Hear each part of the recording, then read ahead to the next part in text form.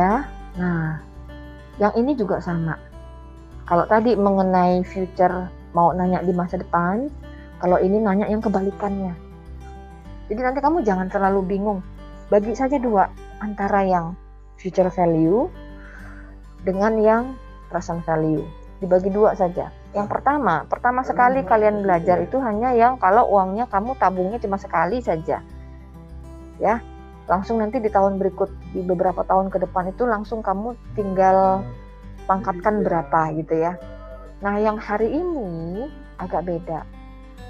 Yang dimasukkan uang itu berkali-kali gitu.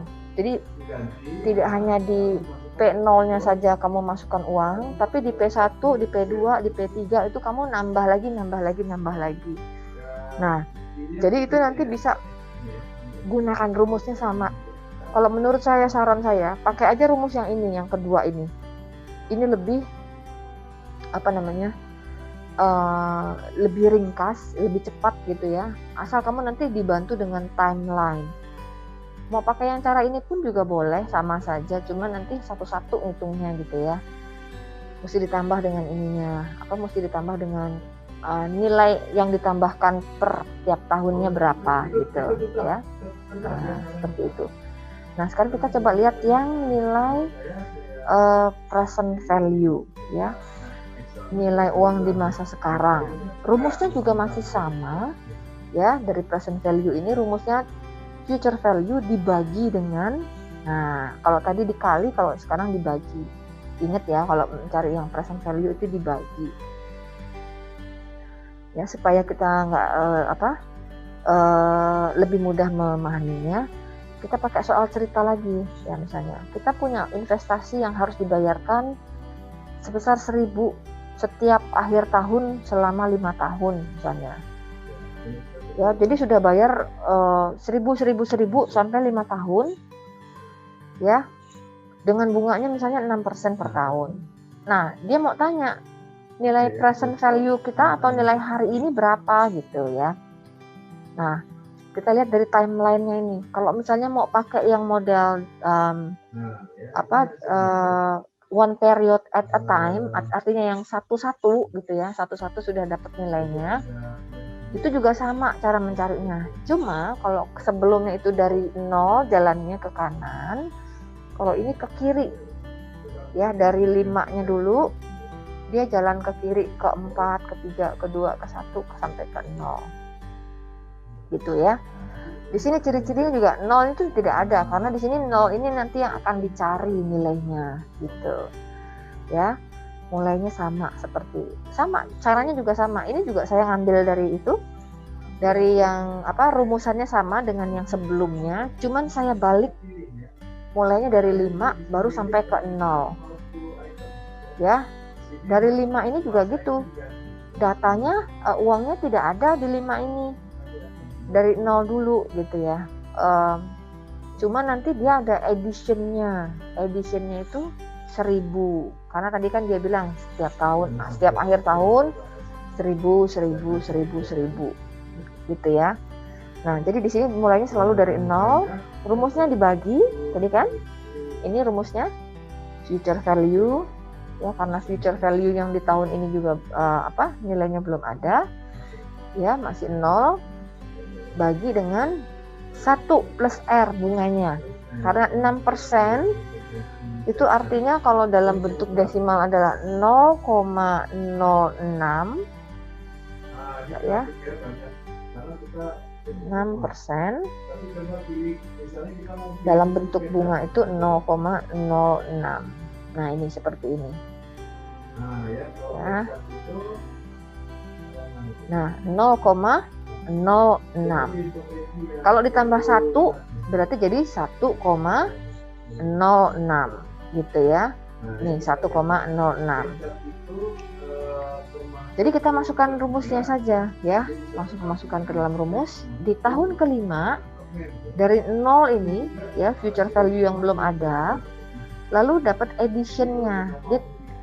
Yang di bagian beginningnya itu dihitung dulu, 0 dibagi dengan ya bunganya berapa, 1,06 pangkat 1. Ingat, karena dia mau ya per tahun kan, one period at a time, artinya per tahun saja.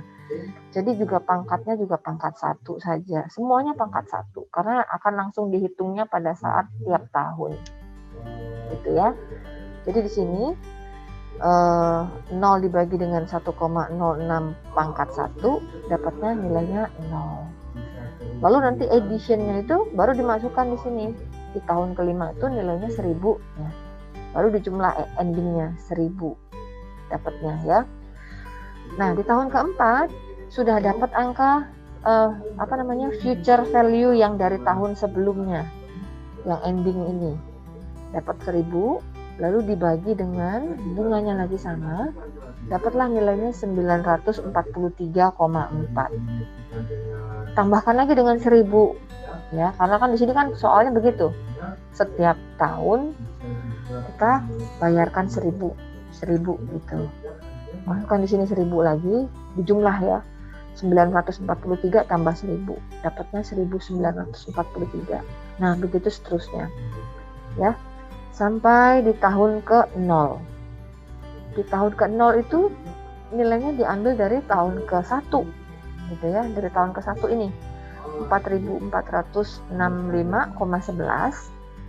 dibagi dengan 1,06 ya, dapatnya nilainya 4.212. Nah, bedanya tahun 0 ini tidak ada yang dibayarkan. Karena tadi di soal dibayarkannya setiap akhir tahun. Berarti kalau hari ini tidak ada, belum bayar gitu ya. Nanti pas akhir tahun baru bayar. Berarti di sini additionnya 0. Maka nilainya adalah segini, 4.212,37. Nah, ini ya. Nilai akhirnya nanti akan ketahuannya di present value yang nilainya di 0, tahun ke-0 atau di hari ini 4.212. Nah, seperti ini ya. Nah, kalau mau pakai cara kedua sama juga. Nah, cuman garisnya kebalikannya. Kalau tadi panahnya ke kanan, kalau ini panahnya ke kiri. Sama. Nah, ini model yang pakai loncat kancil ya. Nah, ini sebetulnya sama perhitungannya dengan present value yang kalian pelajari tadi di chapter 5 ya, di sebelumnya. Ya, di sebelumnya. Ya, hanya dihitungnya dibagi saja. Jadi nanti kita menghitungnya dari yang CF5 dulu ya, dari yang paling 5 ini. Ya, nilainya berapa? Dapatnya di sini 1000 dulu dari nilai uang yang kita masukkan terakhir ini di 5 ini 1000, kemudian dibagi dengan 1,06. Nah, pangkatnya adalah, lihat dari sini loncatannya 1, 2, 3, 4, 5. Pastikan nolnya ada ya di sini, karena nilai 0 inilah yang akan kita cari present value hari ini. Jadi dia loncatnya memang harus sampai ke 0, P0 gitu ya. Maka dapatlah 747,26 di sini ya, dari 5 kali loncatan. Nah, terus yang cash flow investasi keempat juga gitu. Ambil aja dari angka ini 1000 dibagi dengan, nah kamu jangan lihat yang gambar ini ya. Kalau gambar ini dari buku ini pakai rumusnya memang dia yang pakai kali, tapi dia ada rumusnya agak berbeda ya. Dia dikali dengan 1 per bunganya ya, 1 per 1 tambah R pangkat gitu ya. Nah, ini dia memang menggunakan rumus yang berbeda kalau yang di buku. Jadi ini agak takutnya nanti agak membingungkan. Kita pakai yang ini saja. Dua-duanya sama, maksudnya sama. Ya, cuman saya gunakan yang lebih mudahnya langsung saja dibagi gitu. Gitu ya. Nah, kita lihatnya pakai yang ini saja. Nah, langsung saja dibagi gitu. Ya. Jadi 1000 dibagi dengan 1,06, pangkatnya berapa kali loncat tadi ya, karena kalau dari 4 Ini tadi dari 4 mau ke 0 berarti 1, 2, 3, 4. Pangkatnya 4. Begitu seterusnya, yang 3 juga begitu. Ya, dari 3 ini loncatannya 3 kali. Maka dapatlah begitu di 1, ya, CF1, dia loncatnya hanya 1 kali saja. Nah, dapatlah nilainya terakhir 943,40. Nah, baru kalau yang ini pakai solusi 2 ya. Solusi 2 itu yang dikerjakannya secara terpisah, baru dia perlu digabungkan. Ya, kalau ada kata-kata separately ini artinya dia dipisahkan satu-satu kerjakannya. Nah, mau mencari totalnya dia perlu digabungkan semuanya. Nah, makanya nanti di sini digabung, ditotalkan, dapatnya nanti 412,37. Nah, seperti itu. Nah, coba sekarang kita latihan lagi, bisa nggak? Ya, ini latihannya masih seperti yang tadi. Ya, Badu memiliki investasi di mana dia harus membayar sebesar 1.500 di tahun ke-1, ya, 2.000 di tahun kedua, 2.500 di tahun ketiga dengan bunga 10%. Yang ditanya adalah berapa nilai uang Badu saat ini. Nah, ini kamu mesti baca soalnya dengan hati-hati. Yang ditanya, ya, kita pertama kali baca soal tuh baca dulu pertanyaannya. Berapa nilai uang Badu saat ini? Berarti yang ditanya adalah present value gitu. Jadi cara membedakan soal ini ya antara dia future value atau present value dari pertanyaannya. Kalau dia nanyanya saat ini atau hari ini, berarti hari ini ya present gitu. Nah, setelah sudah tahu ini bahwa hari ini ada present value, sekarang kita lihat yang diinvestasikan uangnya sama atau berbeda-beda. 1 kali atau beberapa kali. Nah, gitu ya. Nah, kalau lihat dari sini, dia sampai investasinya tuh sampai 1, 2, 3. Lain-lain angkanya lagi. Nah, ini berarti pakai yang multiple cash flow gitu ya. Jadi yang cash flow-nya itu beda-beda angkanya. Nah, coba kalian kerjakan. Mau pakai yang cara 1 boleh. Artinya yang seperti ini. Yang ini cara 1. Cuma lebih panjang dan lebih ribet ya. Karena kamu mesti ngerjakannya ini mesti dibagi dulu, nanti sudah dapat tambahkan lagi dengan angka itu gitu ya, angka additionnya. Atau kamu pakai cara yang ini, yang kedua. Nah, ini langsung dapat angkanya, langsung cepat ya dapat angkanya. Kamu berdasarkan angka yang sudah ada di sini saja, cash flow ini langsung kamu bantu dengan timeline. Kamu bantu bikin dulu timelinenya. Ini berarti tahunnya sampai 3. Nah, kamu bikin dulu di kertas coret-coretan kamu dari 3 dan 0. Yang mau dicari di posisi 0-nya. Nah, berapa kali kamu mesti loncat mundurnya ke belakang. Nah, gitu. Nah, ini saya buka, ini tetap ininya saya buka supaya nanti bisa jadi panduan kalian. Ya, coba dikerjakan.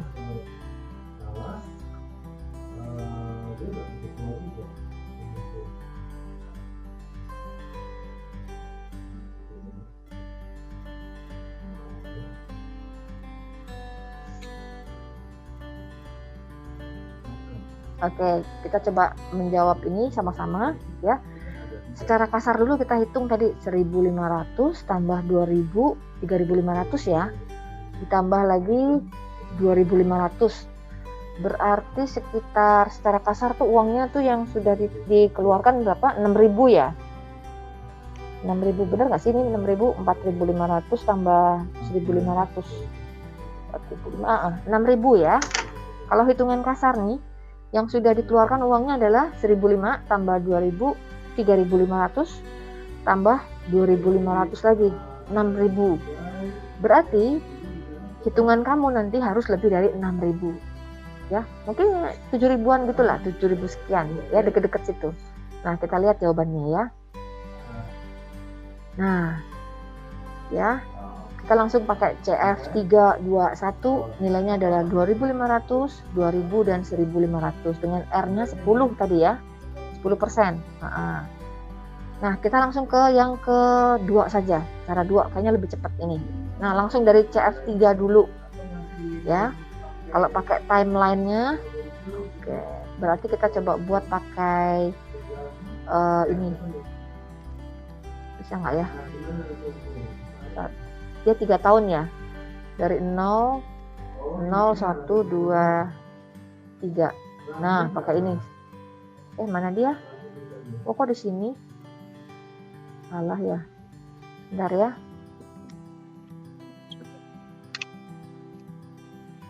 Nah, ya. Oke.